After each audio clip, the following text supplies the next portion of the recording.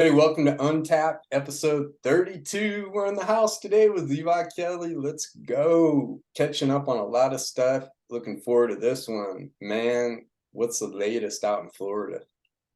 I just got back from West Virginia. My brother had a baby. I don't know if I told you. Yeah, I'm sure I've talked about it on here. My Yes, brother yes. brother had a baby, but I haven't seen him yet. So we went to West Virginia over the break to see him, and then I just drove. We flew out of Fort Myers, like 2 hour drive. So I just drove back from there. Just got back into Boca probably an hour ago. Floki, stop. Floki's trying to bark over there. Hush. And then that was basically it for the weekend. We did that. Update training. My hip is still messed up, so I think I'm gonna have to bite the bullet and get an MRI on that. Damn. But I'm still able to train a little bit, like here and there, lifting and stuff. Still able, but I have to work around it. Yeah, And I'm like, man, I'm eventually gonna have to get it fixed, or it's because sometimes it'll snag. Like I'll be in the kitchen or whatever, and it'll snag up, and I'm like, oh man. And I'm like, yeah, that's something in there's not right. So I just need to get MRI to make sure like nothing's torn, or if something is torn to get it fixed. man. Do you think But some of that's from pressing off the mound? no, it happened in the sparring. Like Damn. I felt it as soon as it happened. The kid hit a switch. I talked about it on here as well, but Right, kid yeah. hit a switch and then it popped, and like I took 2 weeks off of just nothing really, and then started training a little bit, and then it was getting a little bit, but now it's been probably 6 to 8 weeks now, and it's still bugging me. It's Man, not like terrible, but it's where I know something in there's not right, so I need to get it checked out. I really wonder if like the over time, some of that repetitive motion where you got to really torque that hip. And then I really think too, it was probably, I think we had talked about that drive you were making to drive Yeah, there like that and be in that position. And then just going into the hard, like the hardest form of training you could do on your body in the world, probably. yeah, yeah. It's definitely probably wasn't the smartest thing, but here we are. Hey, it's good though. You push your body past the limit into the untapped, and now it gives you time too. Probably, how's it? It looks like your business, the business and the training is growing pretty fast. Yeah, so I'm full-time school too right now. So full-time school at ASU, and then doing like part-time strength. They wanted me to go full-time, but I was like, man, I can't. I'm too busy to do that. So I'm doing lessons on the side and like part-time strength conditioning at Barwis just to learn and kind of so that way if I do go a different route, I'll have my school finished plus the like experience at Yeah, the same time with the baseball career. So who knows where that'll go. But just doing what I can now, especially like not being healthy. It's a good opportunity to knock out school, hell yeah. get some experience training some other guys, stuff like that. So just doing what I can. Yeah, and it's just kind of the I'm noticing now after being around this on a deeper level for the last 3 years or so is there just it's just part of MMA training because and I know baseball is like basically I mean you're never stopping in this crazy amount of games, but MMA is like it's a year-round thing of putting your body through so much that you're eventually going to get injured or you're just going to have to cut back and take so it feels like there's a lot of seasons and a lot of time where you have to train, and then for whatever reason, you might have to just stop and shift into other areas like you're talking about working on the functional training. Right. Yeah. I mean, I could tell that I was getting worn down too. It was just like with the drive, the Oh dogs yeah, go crazy. But with the drive and stuff like that, like I should have probably doubt, but I was getting ready for that fight, and then that guy pulled out, and I just was like, "Well, I'll just stay ready," and then got hurt. So now I'm just trying to like, well, okay, this how now where do I go from? Just like the next move, just go with the flow, and hell yeah. be ready for every opportunity. Loki, stop it. Low key all the way, go with the flow. Yeah, how's things going out there?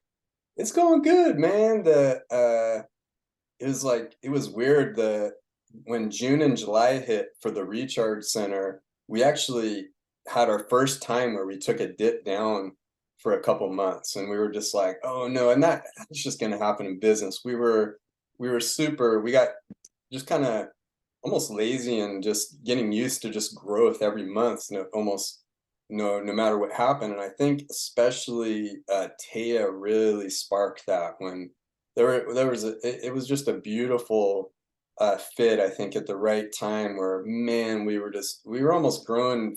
I think we were growing faster than we could even handle it. You know what I mean? And Right.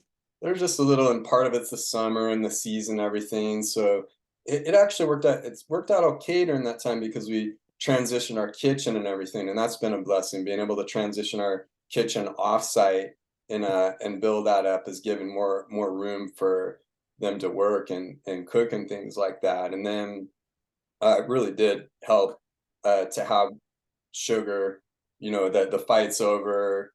I don't know how much if he, no matter what happened, but man, he won in the most spectacular fashion. And man, you see Right. that a superstar thing climb. And so him being attached kind of to the business and shouting us out and stuff like that, then we got back into it. Now we've been firing out pretty good. And I think with launching a little sales team, getting out there has been really fun.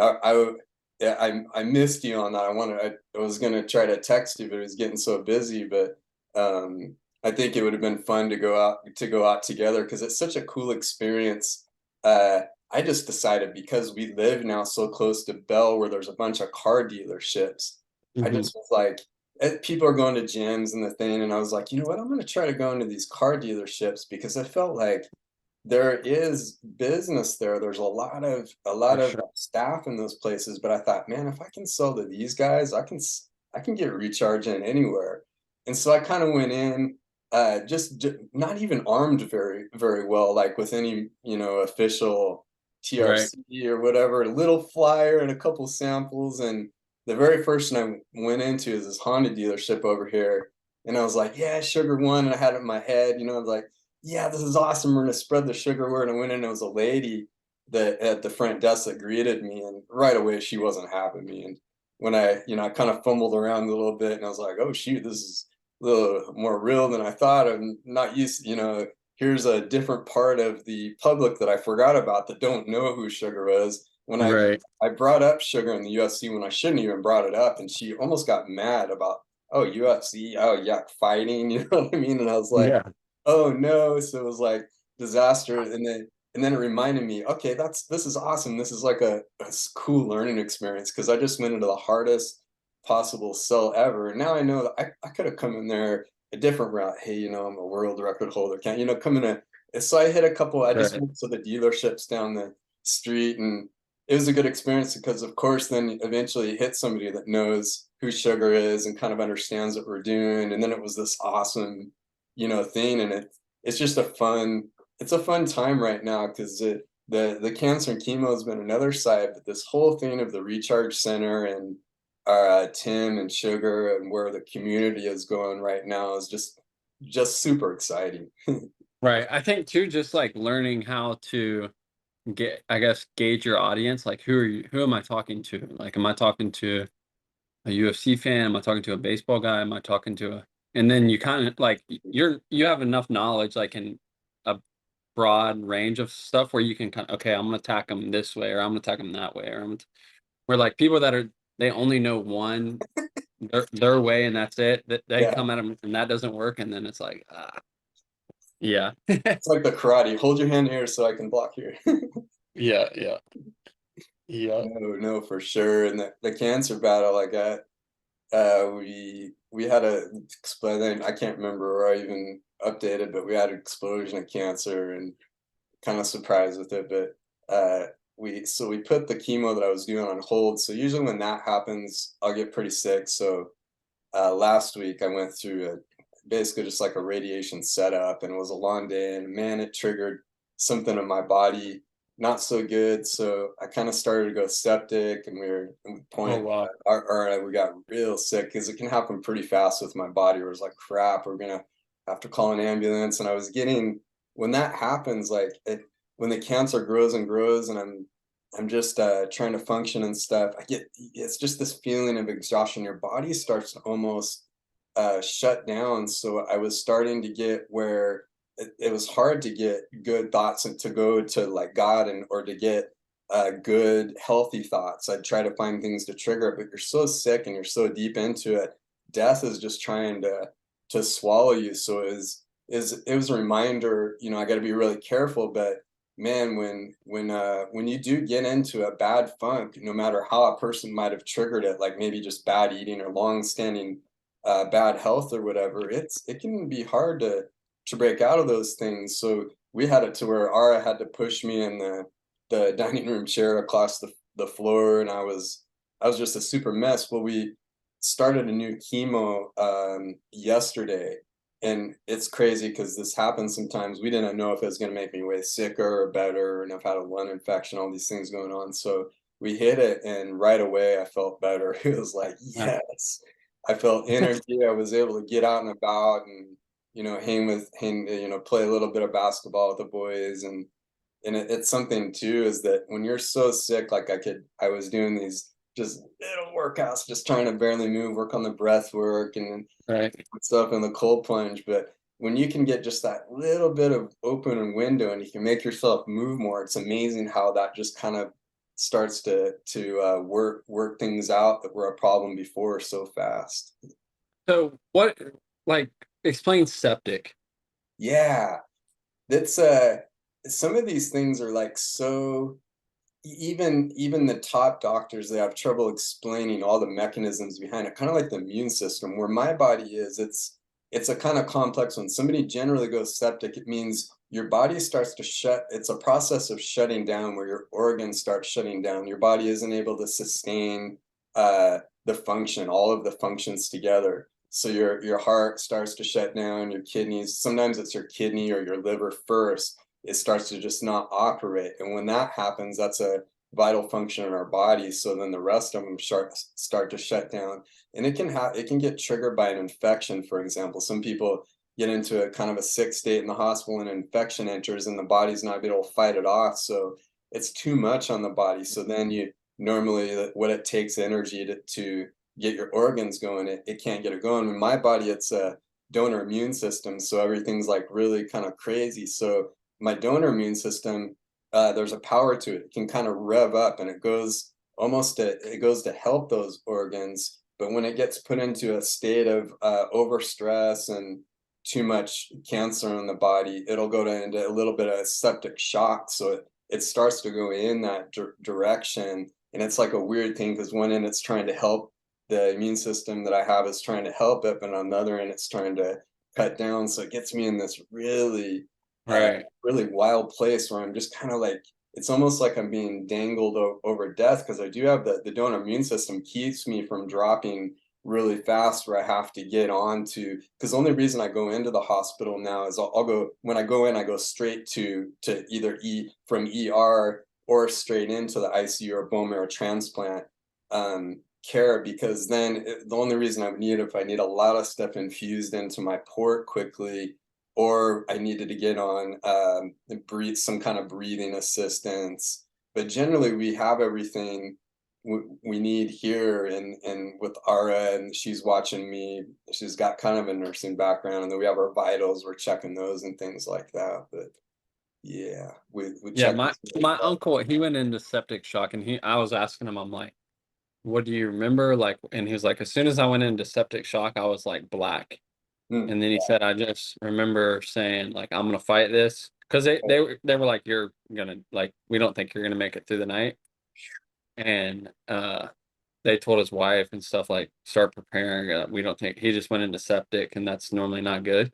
yeah, And then he said he went into septic shock, and he just remembered like, I'm gonna fight. hell And yeah. and then he woke up, and he said he looked up and he saw chemo on the bag. And when he ever since, I mean, he's now, I think he's cancer free now, and that was probably about, I don't know, 2 3 months ago. Wow, But they wow, hit him chemo. He's still doing chemos like once every, I think, not similar to you, but kind of similar. Like they'll hit it, they'll watch the cancer, and then if it progresses, then they'll hit it with a chemo, and then if wow. it, but they're like, we have to, because I guess the doctor said something with his spine, like it maybe got into his spine and it changed. He can't see the cancer, but the Right. structure of his spine is different. So he's like, it's probably like it was in there at some point if it's flow if it's still not in there. Come here.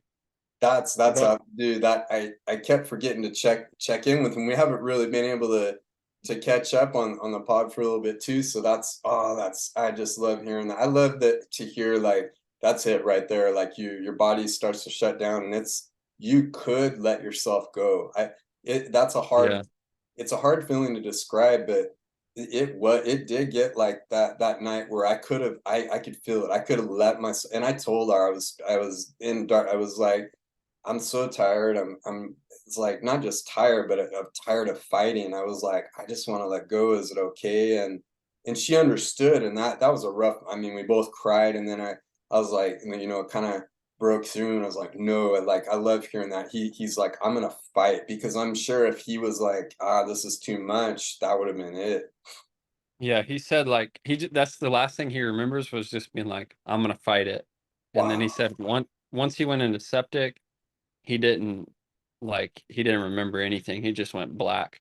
And then he said he wow, woke up and he saw that because they were trying to build him up. I think we talked about this. They were trying to build him up so they could give him the chemo. sure, But then it got to a point where we were like, well, just run the chemo because he's gonna die before he even gets the chemo. oof, But the doctors kept trying to say like, oh, we're gonna build him up, whatever. But we were like, well, y'all are saying that he's gonna die tomorrow, so might as well just hit him with the chemo. damn right, yep. And then the chemo helped, and now they were like, there was cancer all over his organs and everything, and there nothing's wrong with him. They're like, it's crazy. It's a So it's frustrating thing. I feel like the medical field and oncology, it's such a tough job to have because especially if you start to get attached to patients or you want to try to save everybody, and it almost I noticed that a lot of oncologists after a while they sort of get jaded, so they err on the end of being safe so that they don't get burned by saying, hey, we're going to try to keep him alive, and the family gets mad and things like that. So I feel like sometimes they're trained in an area of more in the direction of hopelessness, and it's frustrating. right. That's similar to like different topic, not cancer, but the at Barwis where they train the neuro clients, people that are like handicapped or paralyzed or whatever, trying to get them to walk again. Wow. And the big thing was like I was talking to one of the clients brother, and he was saying that when you go to just a normal clinic, then you get put in a generalized like, well, 95% of people with this thing never walk again. So then they put you in that box. Well, then it's like where Barros is like, we don't care what you have or what the situation is, we're going to do everything we can to get you to walk.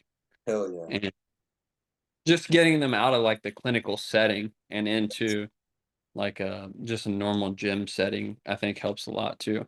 Oh, you're onto something there. I've been thinking a lot about that. Like, I'd really like to get involved in the nonprofit profit side of helping somehow helping spark cancer patient getting needs like that. Because the getting into the clinic is kind of what I was saying happened to me is if I go into the hospital, I go down in a lot of ways, and that happens with I think with anybody if facing that kind of disability stuff, or you're trying to walk again, or you're super sick. It's a sometimes getting into too much of that clinical setting, that's your only option for care. That's pretty dangerous. It'd be really sweet to have a like a recovery center for people that were very sick, or counseling services and things like Right. that, where there's hope, where it's not this jaded thing to protect the medical staff too. They're just having to see so much in one kind of setting, but to have another sort of setting for patients, that's a beautiful thing they're doing there, man.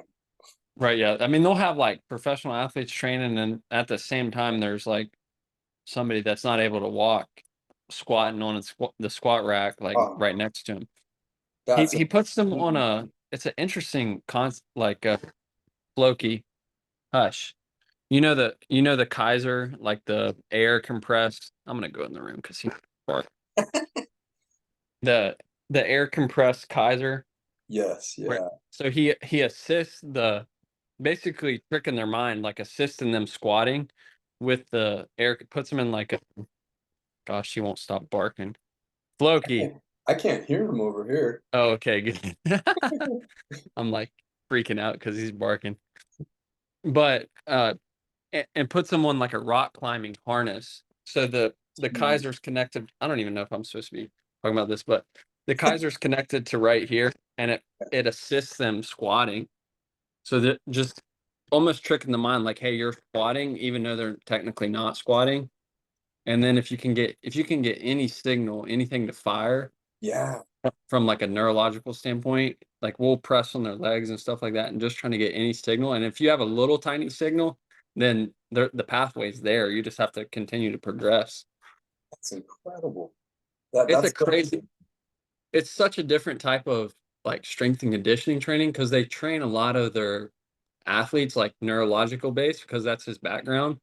the Where like I've trained at PFS and like IMG, Diesel, and they all have these different philosophies. Where this is just a different. It's all neuro, not all neuro based, but it's majority neurological based, which is something I haven't learned. So I think I'm like super interested in it, and just some of the stuff I agree and some of the stuff I don't. But that's just I feel like that's any program that you run into. The thing about neuro is like it's strictly science, so it's hard to like argue it, but just my opinion, I think there's a place for like feel where maybe the science isn't yeah, like the science doesn't line up with it, but it makes you feel good. So sometimes you can go against the science. You know what I mean? yes, yeah. Or kind of sometimes pushing past the point where science says this is gonna get you into the best state. Sometimes pushing for a week or two or something, for example, you're going way, way, way hard and maybe not immediately getting the best gains, but then later on it's going to pay off. Is some of that work too, where you're, for example, you might have to solve a puzzle or something in between working out or whatever, doing an exercise. Yeah. Well, it's like a big thing with the neuroclines is sometimes their muscles will fire out of order. Wow. So like they don't know. They explain it like pretend you're in a dark room and then every like signal that because we'll press on their muscles. So you have to be careful about like where you're touching because your touch is kind of like a flashlight for them. So Gee, if you're getting them to press or whatever, you're trying to get them to use their quad, you press hard on their quad. So that way they know like, okay, that's the muscle I'm supposed to be using. But sometimes they'll like if their hamstrings also firing at the same time, like if the quad's firing, then the hamstring's got to be off. And if the hamstring's firing, the quad's got to be off. I But see. sometimes they'll fire both of them, and that's just like something you have to work on. It's just a whole different type of. But also looking at an athlete, their concept is like, okay, if you can take a neuro client that like not able to move at all, Right. then you get a client that is able to move. It makes it that much easier. Like because for somebody that's paralyzed, you really have to break it down and like from zero signal, like some of them they're not able to move at all. So you're breaking it down from the very bottom, and then you get an athlete which is like able to move like dramatically better. Then it becomes much easier from a strength conditioning standpoint to train an athlete that's able, Yeah, if you're able to train somebody that's not able, then when you get somebody that is able, it's that much easier. man, that's incredible. Yeah, it's wild. It's a crazy place too because like it's sometimes it can be heavy. Like these people are literally they're trying, you know what I mean? Yeah, yeah, They're coming from all over the country here to try and walk again. And sometimes like some of the clients, it's just freak accidents or stuff like that, that they were just completely normal. And then X, Y, and Z happened that was out of the, crazy. And now they can't walk or whatever. you don't think about that. It's like even anybody, it could happen to anybody. You could just be all of a sudden a semi just goes out of control and runs into you or something like that. Things can change like that. Right. Yeah. There's a Wow. jujitsu Ben. I don't know if you've seen his story, Ben, because I can't remember his last name. He trained at Cyborgs, but he was training for the Worlds last year, and now he's paralyzed from the waist down, I think. Man, And he was brown belt, like world champ caliber jujitsu, and just at training, like something crazy happened, and now he's in a wheelchair. dang. That's wild. Wild. Yep. Ooh. Yeah, Yep. jiu-jitsu's no joke, man. I really like to see the how the sport is evolving. I think it's helping, kind of like the UFC, where they're getting better at making sure when there are matches going on and practices, that taking care of the body and the brain better and things like that. I think as the Yeah. sport continues to get better and better, and I see that happening, starting to happen in jiu-jitsu. I think that in some places still it's a little bit, there's some dangers and some more risks. I know you've seen a lot about there. I like this, like here, for example, we got this Joey is his name. He started this Butter Smooth new jiu-jitsu league, and they did one already, and now the second one's coming up. But they really got into a really strong rule set, more in the direction of kind of what New Wave is doing, or the ADCC, but making really entertaining rule sets. But then also offering his whole movement is try to get tournaments for jiu-jitsu to not be where the participants have to pay to get in and there's no payout. Instead, the participants don't pay and then there's a payout for them. It's Right. I think I love to see stuff like that for the whole thing of jiu-jitsu, because I think it is a pretty new sport, and there's still some things that are making it, a little bit. But in any sport, you could be playing basketball and fall on your head the wrong way or something. Right. But just that's what I mean, even training at Kill Cliff, I'm like, I know how the baseball guys train and the money they're making. Granted, the lifestyle is crazy, but I'm like, these dudes are literally training like barbarian. Like the training is not even remotely close, and they're getting paid way less. But I think just because it's new, that's just part of the growing pains of the sport, you know? Yeah, that's wild. What are you just kind of open to going back to baseball right at this point, or how do you feel about all that? As far as like playing, Yeah. no, I don't think I would. I mean, if I started throwing 98 or something crazy, then I would go back. But to go back and just play in the minors, no.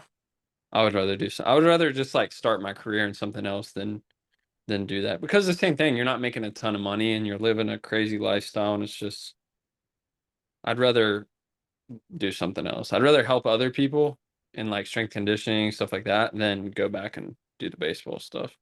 I really feel like you're in a great spot right now. Like you feel you're doing what you want to do. You have a good set of peace, which would be sometimes you have an injury, so you're not able to train.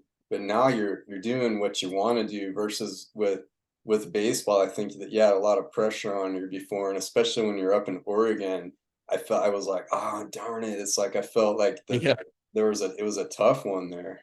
Yeah, or that was it was tough because I knew that like because I went backwards in levels that it wasn't looking good, and then I was like, Oregon's not the greatest place to live, also. And Yeah. I figured it was just a ticking time bomb. Now I'm super busy, which can sometimes I get overwhelmed, just school and training and all this stuff that's going on. But I'm like, right now it's just I have to grind and get through this, especially once I finish school, then that's a lot of time that will free up. But I'm just trying to get it done as quickly as I can now. I'd rather grind right now and get it done quickly than prolong it like 4 or 5 years. Especially like I got to see some pictures of you being Uncle Levi this weekend. That looked pretty cool. Yeah. Maybe down, not to, a few years down the road or something, there might be a little one coming. It's nice to have that school done before that happens. Yeah, no, it's nice when you can just get like, they start crying and you can give them back. When it's yours, then it's like, "Ah, I don't know." Yeah, being an uncle or aunt, that's a job right there. Yeah, yeah. But Man, he's pretty good. I mean, 12 pounds now, he's 2 months, so he's geez. growing, and they're my brother's super happy. You can just tell they're like, Yeah, I could see it. yeah, I mean, they're so excited about him and stuff like that. And my parents are happy too, so it's good. Oh, man, that's beautiful. Man, Yeah. I don't know if you got a chance to peek at the last podcast, but we got a guy, Jack, that has been working with the recharge center, and he moved out here, I want to say like 3 or 4 weeks ago, from Boston. And Wow. you'd love this guy. He's a good dude. He's 23, and he did jujitsu and wrestled the last couple of years jujitsu, but he's an elementary school teacher out there, and his parents are way into the UFC. His mom kickbox before, and his dad is a huge UFC fan. They go to all the events, and Gosh, it's crazy because he's from there in Boston. So he had his parents and a lot of his family members went to the Sugar fight, but he had really? told himself before the Sugar fight, like back in April or something, he's going to take this summer job, and then when the summer job ends, he's going straight out to Arizona because he watches a podcast and he's seen us and stuff like that even, and he just loved the community. He wanted to Right. just get into what we're doing and love what Tim's doing and everything. So he's like, oh no, the fight's gonna happen, but he goes, I did. So he said, no, he just kind of prayed on it, and God was like, just go out. So he did it, and man, he's just been an awesome fit, just a really bright spot for the community already in the time he's been here, and he's been a great fit with the Recharge Center. Just he really wants to, he's kind of ready to go to back to teaching. He kind of saved up for it, but at the same time, he wants to give the Recharge Center a shot. He's really, when I've been kind of down and I was sick, he helped us like carry stuff in and things like that. So it's just beautiful how it works sometimes. Like, you send up a prayer and where you don't expect it, like, Right. Yeah. like it comes through. You never know. Yeah. That's what one thing I've been conscious of too is just like be like be open to like movement and things popping up and opportunity and things coming to an end that maybe you didn't expect and stuff like that. Like It's good. you never know, one thing goes wrong, you never know like what that's going to lead to and what's going to, but I feel like a lot of people, they just get stuck in, okay, they're just stuck in their one spot and they're, I guess, quote unquote, happy in that spot, but like they close off all doors to anything else. And it's like you never know what's like right around the corner if you just stay open to it. That's a good one. I just heard something, and I struggle with this a lot. There's a podcast I listen to. It's called The Neuro by Steve Gregg, and he's in. I think he's 70 years old. He's been doing this for 30 or 40 years on the like AM radio or something. But he's got a He's moved over a podcast now. But he has callers that just call in live, and then he studies the Bible deeply, and he's such a loving, like open guy, and to hear people calling with problems or different things, they call in, and he kind of, fits it into maybe what it might be alongside the Bible. Just love this one. And a caller called in that was like, oh man, my kids are being abused by their mom, the horrible things are happening, and I've been praying and praying on this for a few years now, and nothing happens, nothing changes. And I'm like, yeah, that is such a tough one when you're praying for something, that you're praying for something that's good, but it doesn't happen. And then it's like, but just what you said, and this is what this guy was saying too, is that you don't always see. Sometimes it looks like right there is what you needed. Exactly. That seems like the good thing, but if I believe if a person is following God and God is real and they're praying diligently, it's going to be something even greater that we didn't expect. Like a couple years later, maybe going through that pushed us into a place, or maybe it made the kids stronger, made it something that we're not seeing. It may Right. take a while. It may take way longer than we thought, but I think that people that have prayed diligently and stayed on that path for sometimes for a long time, usually it's going to be like, and I know you've experienced this in your life too, and I have, is that eventually something gives, but when we're in and it's like, oh no. Right. Well, I just think of like you're okay with your life. You would probably never expect to be in the spot that you're in right now with the recharge center. Like that was probably not part of the plan. Nope. But I feel like that's everybody's life though. That we think we have it all planned out perfectly, and maybe it does go perfectly, but chances are it's probably not going to. But like long, if you just let things play out, like over, give it 10 years or give it 20 years or Good word. and let it play out and then look back and judge it. Don't judge like something. Okay, you go to work, you get fired, and now like you're judging that. It's like, well, in a year you might get the job that you dreamed of all your life. But I think people, it's just common to like close yourself off to that. So I think prayer is one thing, but you also have to be open and like able to receive the prayer. If you just close yourself off and just like tuck yourself in a hole and like negative about the whole situation, then you're probably not going to be able to in the position to receive what's out there. Ooh, that's a good one. The Gosh. other one, the other one I got, and I really admire this with you and Taya, is I was talking to Sebi, the guy that built, he was helping, we're building up the second gym. Tim is for jujitsu or whatever. He's from Romania originally, but he's just such a hard worker. But he's starting to build his he flips houses, but he's starting to build his own houses and expand into that area. And he was describing how he has a friend that is like never takes risk. He's like, oh, it's not the right time in the market. It's not the right time. And the friend is always complaining and never gets ahead. And it really spoke to me because like Ara and I kind of took a risk. We were like, okay, the recharge center is going good. I was getting a little bit healthier, so we're just gonna get this new house and just push it. And Sebi's word was is that if you don't do that, if you don't push it, you're never going to get out of that spot. And hey, if you fail and worst comes to worst, but what's the worst? You know what I mean? You're still gonna. Right. We're still our taught, and it's like we were getting a little worried when I got really sick and TRC that we like profits drop and then our expenses were up and we're like, oh shoot, for a minute they're like, hey, you know what? This is our time. We're just gonna keep doing what we're doing. And if worst comes to worst, man, we'll still be together and things are gonna be good. Right. You'll figure it out. But if we wouldn't have pushed to get ahead or even to start the recharge center, the same with you, if you wouldn't have taken these risks to push ahead to where you're going, then all of a sudden now you're working with this world changing place and something that you're very passionate about. I mean, and then alongside like one of the best places a person could possibly be around for MMA. It's you don't get that with just sitting there and just Right. waiting for the right time. That's what I could like. I've talked to Tay about. It's like we can always just like I sign a 9-month lease in 9 months. We can just go back, like, and we'll just be right where we were. But if we don't go for it, we're not gonna know like what this could have led to. Good, But man. I mean, 9 months. Then that's what people like. Even a year, 2 years, 3 years, 4 years. It's such a small amount of time in like the grand scheme of things Yes. that you can go for it, and then it doesn't work out a year later. Just go right back to where you were, and then go for something else.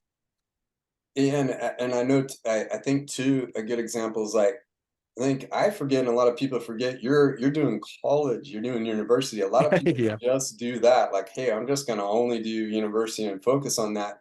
That's an example of, hey, when you make that big risk, you can't keep things the same and just do your 8-hour job and expect to come home and just watch TV and chill the rest of the night. Maybe to go to the gym once in a while, maybe do one thing here and there. You got to expect that you're going to have to tighten the belt maybe 6 days a week where you're going from like 6 in the morning until 10 at night and really pushing it and sacrificing some of those comforts. But I really feel like too, even when you're in that mood, you get that one day or weekend here and there where it's so much sweeter that you kind of suffer Right. a little bit. Like even up until this past week, I was basically working full time training, doing the baseball team and full time school. I eventually had that was a tick too much, so I did have to like tell them I can only do part time training. Yeah. But when I went to West Virginia, it was like, okay, I can just chill because I know I've been like grinding, grinding, grinding, grinding. So I'm just gonna put the phone down, like whatever. I'll get to all these people when I get back. And now I feel like I'm back here in Boca, like refreshed, and now I'm ready for tomorrow to be like, okay, here we go again. Oof, that's a word right there. What's latest in UFC? What's you been seeing out there? Um, last weekend was Rose and the heavyweight Cyril Gahn. Watched a little bit of that. I mean, it wasn't I was the too same crazy. way. Yeah. Um, I was actually before we got on the podcast, I was listening to Bradley Martin and Aljamain and Marab. So it was kind of funny because you can tell that Bradley's like such a Sean fan. He's like pushing the buttons a little bit. But I didn't get too far into it. But really, I've just been trying to see what to do. Like, there's so much news and press on Sean right now. Just trying to stay up to date with that. And then I think Izzy fights this weekend. That'll be good. Izzy and Sean So, Strickland. That'll be good. I think Izzy will win that though. Who else is fighting? how could Sean possibly? Darn it! How can I want him? It'd be crazy if he won, but damn it, how's he gonna win that one? Yeah, I think. I mean, take him down. Maybe he's supposedly pretty good at jiu-jitsu, but he doesn't normally take anyone down. He's gonna have to get real lucky if he's gonna try to stand up with him. I don't know there. Yeah, he's got a funky style, so I guess you can. I mean, chances are Izzy's going to figure that style out Oh quickly if he doesn't already have it figured out. But there is a chance that maybe that style just throws him for a loop. But I don't see that happening. and is he so quick too? Oh man, how do you deal with that? Yeah, I see. As my prediction is, same thing has happened as when he fought Pereira, like backing out with his chin up, and Izzy catching him with a Yeah. check hook or something. Ooh, that's for sure. I've been watching the. I'm not.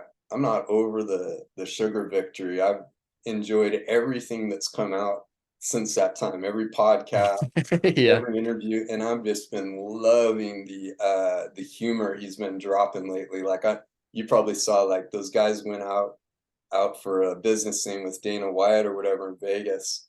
And then afterwards, he writes on Twitter, he's like, "Oh, the boys and I just finished a meeting, decided that to Henry, your time is done in the UFC or something like that. Your yeah, service is no longer needed. Best luck to you. If you want to get some wrestling lessons, come on into our gym." It's like, oh, yeah, I read that like 5 times, and this is rolling. But it's so cool to see somebody like Sugar be there, and I wish the frustrating thing is that I wish more people would see it. I feel like ESPN kind of frustrates me, for example, because I feel like they've gone down almost like almost on a little bit on the woke side, so they're not really tapping into the brilliance of what's happening with Sugar right now. right, yeah. Well, they're so on the mega sports. There's so much money being pumped in by football, That's true. basketball, baseball, especially football season starting. That's true. They're Yeah. just the amount of money in football. Like these college players are making $2, $3 million a year. It's So crazy. huge. Are you keeping up with it right now? I'm keeping up with football more than I have in the past, just because there is a little bit of me that would like to be a football strength coach because of the amount of money they make. Oh yeah. So I've been like keeping my eye on college football a little bit more because like strength conditioning in the college football realm is they're making some serious cheddar.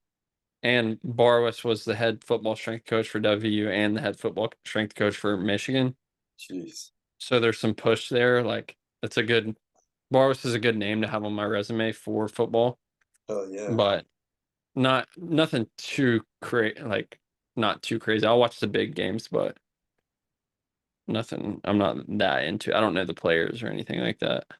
Yeah, I love like being able to know enough to be able to talk to people about or kind of keep up with what's going on or something to kind of read about. It just is kind of I almost feel calming sometimes when I like look at the statistics or kind of see what happened. And sometimes watching the game is just a nice little escape just for a little bit. I still get frustrated. I know there's a we've talked about this probably too many times that there's a small section of people where they're doing and but then it seems like there's a growing more and more every year the more serious it gets in like a sport like football where it's just people I can't even be around. Yeah, I definitely have to watch it. Like I can't watch it with the diehards, especially the diehards that didn't play. Oh dude, yeah. That's any sport though. Like even fighting. Not that I mean I don't have that much knowledge in fighting, but just watching sports with people that have no clue that what's going on drives me. And then they're like yelling or whatever. It drives me crazy. Dude, that's exactly what I'm talking about. And that it seems like those people always know everything. They just know what's happening. They have this is what the coach should have done. This is what the GM should have done. They always have the loudest voices and the most like getting into it on that area. Like it's this energy where it's a person that usually doesn't work out or take care of their health at all either in the proper way. Right. It's like you don't even have a clue on how hard that is to do what they're doing. Dude, yeah. No, that's But man, oh man, man, it's good to catch up with you, brother. I like these where we get to just do just us. We got a lot of cool guests ahead. We've been trying to work it out. Now we got Dana trained Kai to do the in studio stuff. So we have nice. stuff lined up. We've been trying to work it out to get Bryce Meredith on. He's dude, he's just a fun guy to watch. Just everything he's doing right now, and I think it's going to be really exciting in the next few months ahead, because I think when Sugar's fight officially gets announced, and I'm guessing, I don't know, it would be Cheeto. It's looking like that's where everything's headed to in like December. I think the build up to this next fight is, and I noticed that with McGregor. After McGregor had that Aldo, when he caught him kind of in the same fashion, it was like everybody's like, "Oh my gosh, that was amazing." But then it was the build up to McGregor's next fight that I felt that he really started to explode. And I think Right. that's probably going to happen in the next few months. Yeah, especially Sean will now get pay-per-view, so more incentive to like build it. And So that'll I be just can't say enough about what good dudes they are. And sometimes I'll go on Twitter and I'll get going through the comments. And I was doing this before, but now it's crazy because it's even more polarized, where it's just a much higher level of haters and a much higher level of people who are understanding what's going on. right. Yeah, that's why when sometimes people will ask me, like Mickey Gall asked me, he was like, "How is Sean in person?" I was like, "Dude, he's a like phenomenal human." He was like, "Oh, I love to hear that." But like until people just they don't know, so they just guess, and chances are if you're guessing with a mixture of jealousy, it's Ooh, not gonna good be great. call. The one that has been getting under my skin is, I don't know if you saw Vitor Belfort, his comment on Sean's relationship stuff. Yeah. Ah, man, that really bothers me, because it's the kind of person, Vitor, I know he's a religious guy, and he's just it's just such a frustrating type of person that unfortunately is reflected so many times, and it's so crazy, because it's the exact person that Jesus spoke against, the one that he like cursed against, like he called them like in a state of hopelessness, because that person is so hard to shake out of what they're seeing. But they don't see why are you wasting time hating on what Sean's relationship? They don't even Sean and Danny, or and Tim and Mariah, they have two of the best relationships I've ever seen in my life. And I've been around some good long related. My parents just celebrated their 50th wedding anniversary.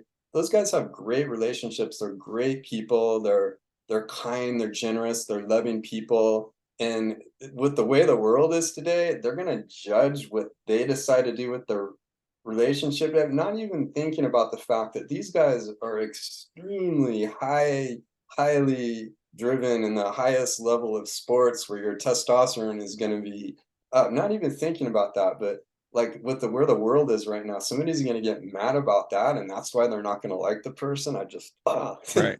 Well, I just think like if Sean was fighting on the prelims still and 8-7 in the UFC, he probably wouldn't say anything about his, you know what I mean? That's true. Yeah, Where he's at and his status probably has a lot to do with like his comments. that's true. Yeah, yeah, So those haters, man. yeah, Haters. they can't help it. They can't help it. It's like if you want to grow to that huge level, you also have to have the bad Oh alongside yeah. with it of people. Dang it, why Yeah. does it gotta be that way? But the bad sells in the pay-per-view and all that stuff. The bad sells too, just as good. We got 79.99 oh whether you're yeah. rooting for or rooting against, it's all the same. We'll see, Check cash is the same. Covington. We'll see what happens with Covington. Exactly. Yeah. It'll be fun. Or the Dylan Dennis thing too lately. Oh man. Yeah. That's a whole nother level of Whew. ruthlessness. Craziness. Well, brother, I'm good if you're good. Yeah, good to me. Sounds good. I thought it was solid. Sorry, I was walking around trying to get Floki to I don't hush. even notice, man. But No, I think it's good. I think we got some action going. I got some weird stuff going on in the background here, so we're good, man. sounds good. On. Well, everybody, thank you so much for watching this week. We'd love to hear feedback. We'd love to hear what you got to say on any of the episodes, the topics that we talked about, or hear who you'd like to see on the podcast, or what you'd like to hear us talk about. Love you guys. Peace, guys. Peace.